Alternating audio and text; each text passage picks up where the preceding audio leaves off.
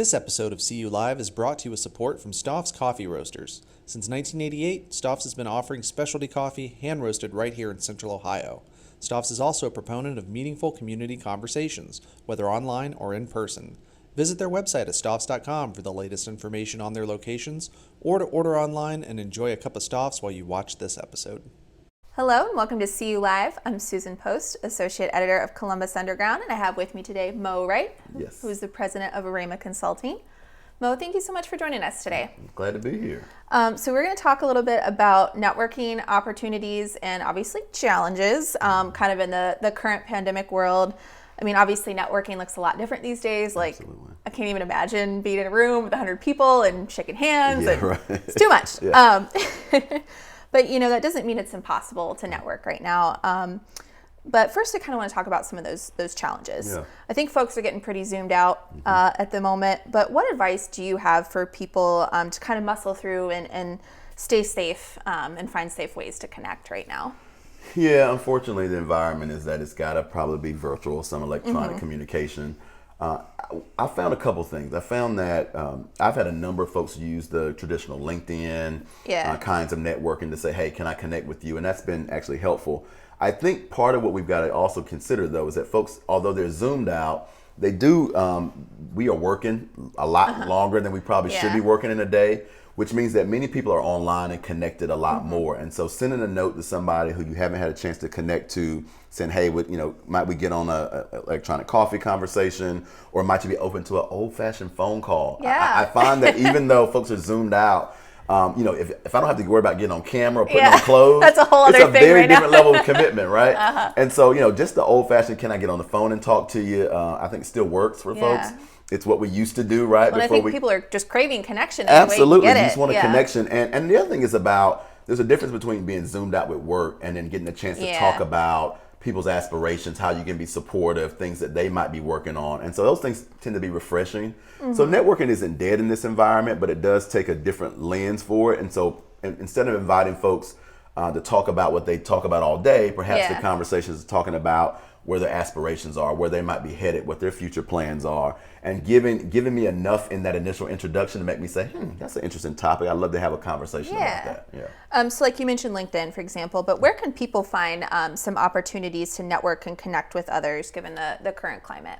So, obviously LinkedIn is the individual level. I think many of the organizations, the professional organizations, are still happening. I think about, the Columbus Metropolitan Club, right? It's still meeting, and even though they're not in a sit-down setting, getting on, listening to the conversation, but then also connecting with others who are part of that conversation. Because what it does, it gives you a natural conversation starter. I mean, you've already attended the same forum, which means you're interested somewhat in the same things. And so it gives you a place to start the conversation. So maybe the follow-up is, hey, I'd love to continue to talk about this, or loved your comments in the chat. Can we continue talking about that? So professional organizations, I think, are good. Still finding the ones that are industry specific, like if you're an accountant or, the Association of Accountants, things like that. But then also, if you are a part of a certain part of town, right? Yeah. Next door has been really active here lately. So all of those kind of informal networking, they're not just people asking about how to get a plumber. Sometimes it's people asking about, hey, I'm at home, I'd love to just talk. And people are just having conversations. Yeah, I've certainly seen some of that. Yeah.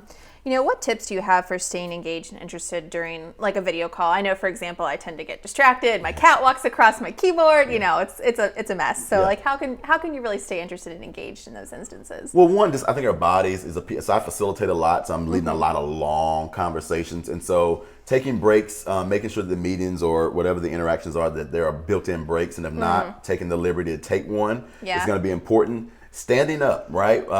Just the whole basic notion of getting up and active is a part, getting blood flowing, walking around the rooms. I will tell folks on a Zoom call, hey, if you see me get up and start walking, it's because I'm thinking or because I'm processing. It's just I'm just as tuned in as I am if I was sitting in front of the camera. And so I think creating environments where people can feel the liberty to do that and not have to be, directly sitting zoomed in front in. of the screen at all times. Absolutely, because ultimately during the course of a meeting, we'd probably get up, we'd probably go get coffee, we'd have the opportunity to do that. So don't discount those opportunities when we're meeting virtually. So obviously there's been a lot of emphasis on video. We've been talking a lot about it. But what are some other ways that folks can connect and network right now? Yeah, emails are slower, but they still work, right? People are not checking them as much, and you're probably inundated with them. So I don't necessarily suggest it, but I do get a decent amount of those, and other folks do as well. Just to saying, hey, I'd love to connect, even down to this interview, right? Yeah. It comes down to just connecting and working the network. So I think, using email, perhaps, and I mean individual emails, not like email marketing, to just reconnect with people you haven't had a chance to talk to. I think it's good during this time. That's a way of networking.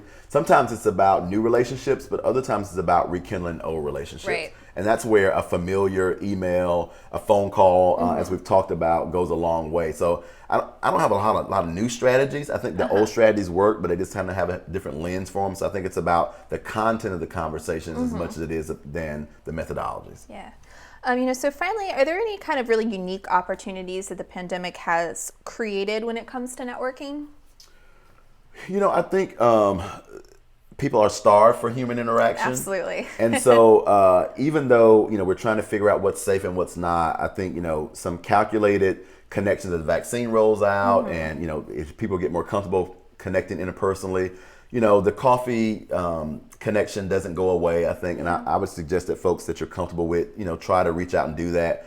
Or use this time to be scheduling those for a post-pandemic time, right? Yeah. And so you might have 20 coffee conversations for, once you get a vaccine or if you choose to or not. But I think those work.